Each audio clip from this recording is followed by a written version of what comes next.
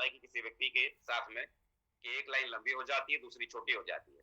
लेकिन अगर कोई व्यक्ति लगातार टारगेट क्वालीफाई कर रहा है, तो ये लंबी छोटी होने वाली बीमारी उस व्यक्ति को होगी ही नहीं, है ना? पोलियो ही नहीं लगेगा, दोनों लाइनें बराबर चलेंगी। क्योंकि टारगेट करने का मतलब है कि लेफ्ट में भी बिज़नेस वॉल्यूम चाहिए और राइट में भी बिज़नेस वॉल्यूम चाहिए। और जब दोनों तरफ बिज़नेस वॉल्यूम जाएगी, तो बराबर उस व्यक्ति की लाइनें अच्छी से चलेगी। हवाई यात्रा का सपना पूरा करने के लिए आपको टारगेट क्वालीफाई करना चाहिए। विदेश जाने का सपना अगर आपका है, तो इस सपने को पूरा करने के लिए आपको टारगेट क्वालीफाई करना चाहिए, रिकॉग्निशन लेवल चेंज करने के लिए, है ना? अगर आप टारगेट क्वालीफाई करते चले जाते हैं, तो आपको खुद ब खुद पता नहीं चलेगा कि हर टारगेट के बाद आपका रिकॉग्निशन लेवल ऑटोमेटिकली चेंज होता चला जाएगा। आपने फ्रेशर लेवल पे टारगेट क्वालीफाई किया, आप सिल्वर बन जाएंगे। आपने सिल्वर लेवल पे टारगेट क्वालीफाई किया, आप प्लैटिनम बन जाएंगे। आप प्लैटिनम लेवल पे टारगेट क्वालीफाई करेंगे, आप गोल्ड बन जाएंगे। आप गोल्ड लेवल पे टारगेट क्वालीफाई करेंगे, आप पर्ल बन जाएंगे। आप पर्ल लेवल पे टारगेट क्वालीफाई करेंगे, आप गोल्ड बन जाएंगे। मतलब आपको अपने लेवल को चेंज करने के लिए ज्यादा चिंता करने की आपको जरूरत ही नहीं पड़ेगी। सिंपल, आप सिर्फ टारगेट क्वालीफाई करते हैं और आपका रिकॉग्निशन लेवल चेंज हो जाता है। और आपके पास में अगर ऐसा कोई डेडलाइन ना हो, तो सालों साल आप लगे रहिए एक ही लेवल पर। लेकिन अगर आपके पास में टारगेट है और टारगेट को अगर आप क्वालीफाई करते चले जा रहे हैं, तो बहुत आसानी से आप अपने रिकॉग्निशन लेवल को चेंज करते चले जाते हैं। जो लोग आपका मजाक उड़ाते हैं कि सेफ शॉप में जुड़ने के बाद आपने क्या किया, 3 महीने में लगातार मेहनत करके इंग्लैंड का टारगेट क्वालीफाई करो, इंग्लैंड घूम के आओ, पासपोर्ट वीजा उसके सामने रखकर उसके मुंह पर दिखाओ, अलीगढ़ का ताला उसके मुंह पे लग जाएगा। जो बोलता है ना कि तूने सेफ शॉप में जुड़कर क्या किया, वो पासपोर्ट पे इंग्लैंड का वीजा जब वो देखेगा ना, तो मुंह की बोलती बंद हो जाएगी आदमी की। तो आपके पास में जो लोग आपको एक ताने मारते हैं ना कि क्या किया जुड़कर सेफ शॉप में, तो आपके पास में इन 3 महीने में वो करके दिखाना है। देखो 3 महीने में आप मर्सिडीज तो खरीद नहीं सकते, है ना? कि मर्सिडीज आपने खरीद लिया और उसके दरवाजे पे आप लगा के हॉर्न दबाओगे कि देख मैं सेफ शॉप में जुड़ा हूं और देख मैंने 3 महीने में मैंने मर्सिडीज खरीद ली। 3 महीने में आप बंगला तो बना नहीं सकते। तो 3 महीने में ऐसा क्या कर सकते हैं जिससे लोगों की बोलती बंद हो जाए? 3 महीने में टारगेट क्वालिफाई करके थाईलैंड घूमने जा सकते हैं। 3 महीने में टारगेट क्वालिफाई करके दुबई घूमने जा सकते हैं। 3 महीने में थाईलैंड क्वालिफाई, 3 महीने में टारगेट क्वालिफाई करके इंग्लैंड घूमने जा सकते हैं। और वो पासपोर्ट है ना, वो पासपोर्ट उनके मुंह का ढक्कन बंद कर सकता है। तो जो लोग आप पे हंस रहे हैं ना, मजाक उड़ा रहे हैं, उनके मुंह पर ताला लगा सकते हैं। तो ये आपके हाथ के ऊपर है। जल्दी डायमंड बनने का ये रास्ता है। जब टारगेट लगातार क्वालिफाई करेंगे तो बहुत तेजी के साथ में आपका रिकॉग्निशन लेवल बदलता चला जाएगा। और जब तेजी से आपका रिकॉग्निशन लेवल बदलता चला जाएगा, तो आपको खुद ब खुद पता नहीं चलेगा कि कितना फास्ट इस बिजनेस में आप डायमंड बन गए। आप बिलीव नहीं करेंगे, आप बिलीव नहीं करेंगे कि मैं डायमंड सिल्वर बनने में तो मुझे, आपको मैंने बताया 4 साल मुझे लगा। लेकिन मैं आपको जान के आपको बड़ी हैरानी होगी कि जनवरी 2014 की बात बता रहा हूँ। जनवरी 2014 जो मेरी टीम का साइज था ना, वो मेरा टीम का साइज 1000 लोगों का था, सिर्फ 1000 लोगों का।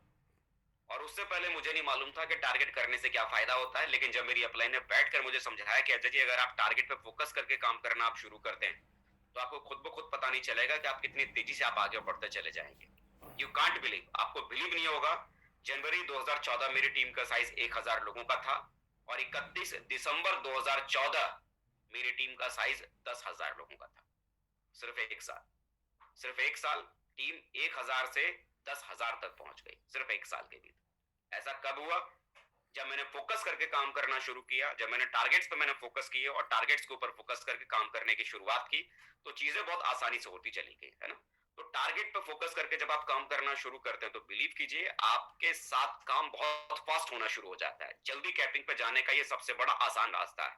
बराबर आप टारगेट पे फोकस करके काम करते हैं, तो मैंने आपको बताया कि दोनों लाइनों में लोगों के साथ में काम होना शुरू होता है। लेफ्ट लेग में भी काम होना शुरू होता है, राइट लेग में भी आपके साथ काम होना शुरू होता है, जिसकी वजह से बहुत फास्ट आप कैपिंग पर चले जाते हैं। 2014 के भीतर मैं डायमंड बना था। 8 फरवरी 2015 में मैं डायमंड रिकॉग्निशन हुई। और उसके 6 महीने बाद से लगातार मैं कैपिंग पे हूँ और आज भी मैं कैपिंग पे हूँ, है ना? लगातार कैपिंग पे हूँ। वजह वजह कि जब से मुझे समझ में आया कि टारगेट करने से फायदा है, बिलीव कीजिए उस दिन से लेकर आज तक ऐसा कभी नहीं हुआ कि कंपनी ने कोई टारगेट दिया और उस टारगेट को मैंने क्वालिफाई नहीं किया। हर टारगेट को क्वालिफाई किया, और वो भी सबसे बड़े वाला टारगेट, छोटा वाला नहीं, सबसे बड़ा वाला टारगेट क्वालिफाई किया। इंग्लैंड का टारगेट अभी सबसे बड़ा था, इंग्लैंड का टारगेट मैंने क्वालिफाई किया। हर बार बड़े टारगेट्स को मैंने क्वालिफाई किया, एवरी टाइम। ऐसा कभी नहीं हुआ, जब से मैंने टारगेट क्वालिफाई करना शुरू किया तब से लेकर आज तक मेरी लाइफ में ऐसा कभी नहीं हुआ कि कंपनी ने कोई टारगेट दिया और मेरा टारगेट नहीं हुआ ना, कभी नहीं हुआ।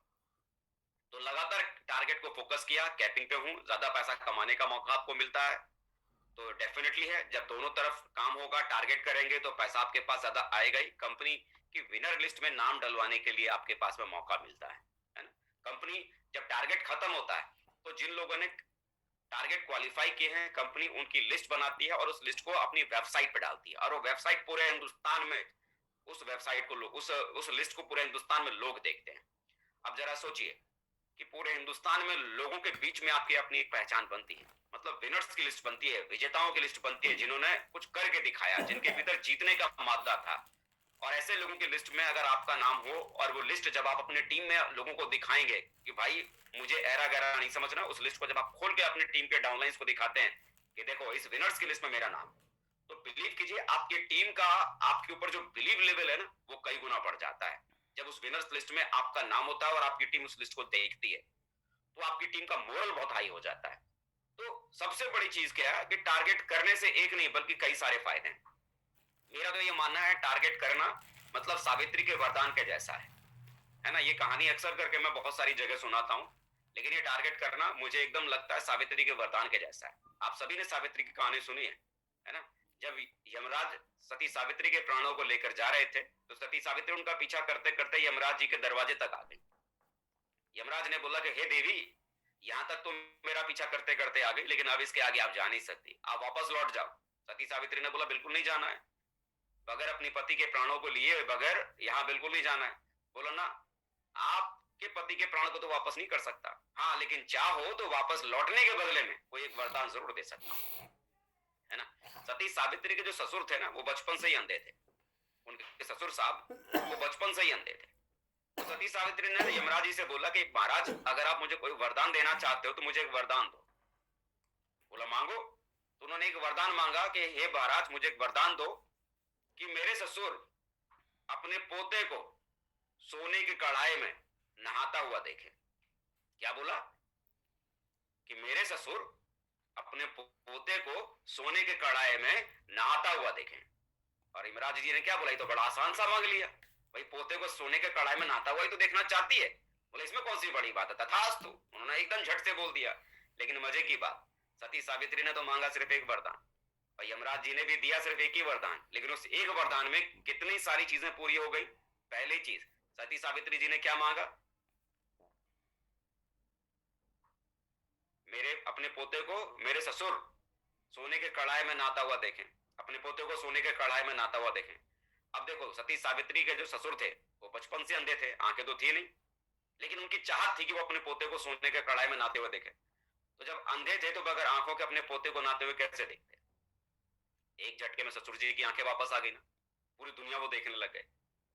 और दूसरी बात, अब किसी परिवार का बच्चा अगर सोने के कढ़ाई में नहाएगा, तो आप मुझे बताओ, सोना का कड़ा मतलब सोने का बाथ टब, सोने के बाथ टब में अगर कोई परिवार का बच्चा अगर नहा रहा हो तो उस परिवार में धन दौलत की कोई कमी होगी क्या? अरे जिस घर में बाथ टब सोने का हो तो फिर वहां पर महल से कम क्या होगा।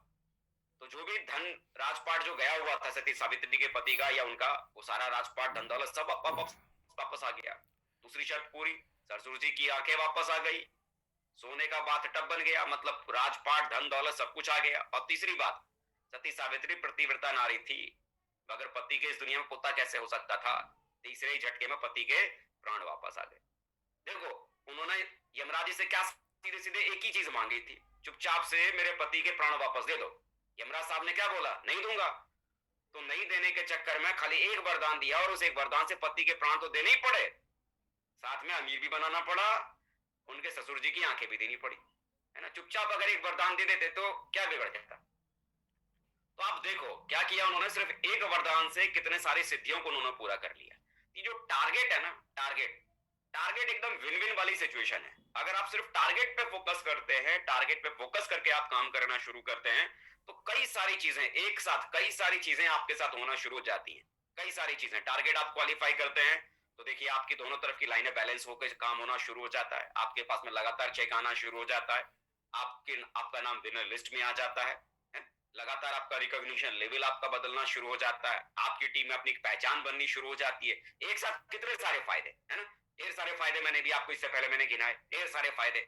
मतलब टारगेट को जीतने से कितने सारे फायदे हैं। मतलब टारगेट को जीतना एक तरह से, जैसे मान लो कोई कंपटीशन है, जैसे स्कूल में चलता था ना, पहले जब सरकारी स्कूल में बच्चे पढ़ा करते थे, आज भी शायद कई जगह होता होगा, कि क्या करते हैं, जलेबी खाने का कंपटीशन होता है, अक्सर करके प्रतियोगिता होती है ना स्कूलों में।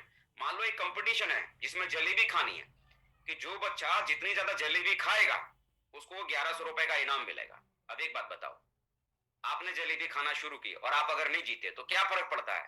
पेट भर के जलेबी तो खा ही ली ना, नुकसान क्या हुआ?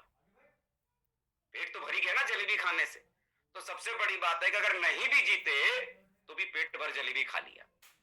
तो भाई ये टारगेट एक ऐसा टारगेट है, अगर आपने टारगेट अगर क्वालिफाई अगर नहीं भी किया, लेकिन टारगेट क्वालिफाई करने के रेस में अगर आप दौड़ते रहे, तो फायदा क्या मिलेगा?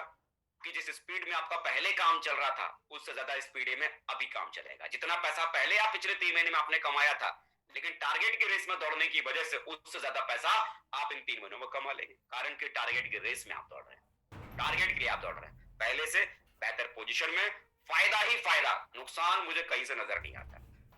देखो सिल्वर तो आप, डायमंड तो आप बनना चाहते हो, तो जाहिर सी बात है डायमंड बनने का पहला पायदान भाई सिल्वर से होके जाएगा, प्लैटिनम बनना पड़ेगा, गोल्ड बनना पड़ेगा, पर्ल बनना पड़ेगा, कोरल बनना पड़ेगा, टोपास बनना पड़ेगा। ऐसा तो है नहीं कि सीधे आप सीधे डायमंड बनोगे, इन सारे लेवलों से गुजरना ही पड़ेगा। तो अल्टीमेटली क्या है, अब इन लेवलों को बिना टारगेट के अगर आप करना शुरू करते हैं, मान लो कभी भी आप अपना सिल्वर लेवल के लिए जितना बिजनेस वॉल्यूम लेफ्ट में चाहिए राइट में चाहिए कभी भी आप करोगे तो सिर्फ उतना पैसा मिलेगा। लेकिन इन 3 महीनों में अगर आप वो चीजें कंप्लीट करते हैं तो भाई वो लेवल तो मिलेगा ही मिलेगा, लेकिन साथ में इंग्लैंड जाने का मौका मिलेगा, दुबई जाने का मौका मिलेगा, और ज्यादा पैसा भी आपके पास आएगा। एक्स्ट्रा फायदा है ना, एक्स्ट्रा फायदा है ना। तो सबसे बड़ी बात है एक्स्ट्रा फायदा। अब बड़ी बात आती है कि टारगेट कैसे जीता जाए। टारगेट जीतने के लिए क्या करने की जरूरत है, कैसे करने की जरूरत है, टारगेट जीतने से क्या फायदा, ये तो बात समझ में आ रही है ना। भाई मेरे टारगेट बहुत बड़ी चीज है। आज अगर मैं आपसे बात कर रहा हूं कि मैं 1 साल में 1000 की टीम से मैं 10,000 की टीम तक पहुंचा हूं, तो मैं मजाक मजाक में नहीं कर रहा हूं, मेरे पास के रिकॉर्ड है। और आपको सपने नहीं दिखा रहा कि 1 साल में ऐसा कोई नहीं कर सकता। भाई करके करने वाला व्यक्ति आपसे बात कर रहा है, करने वाला व्यक्ति आपके सामने बैठा है।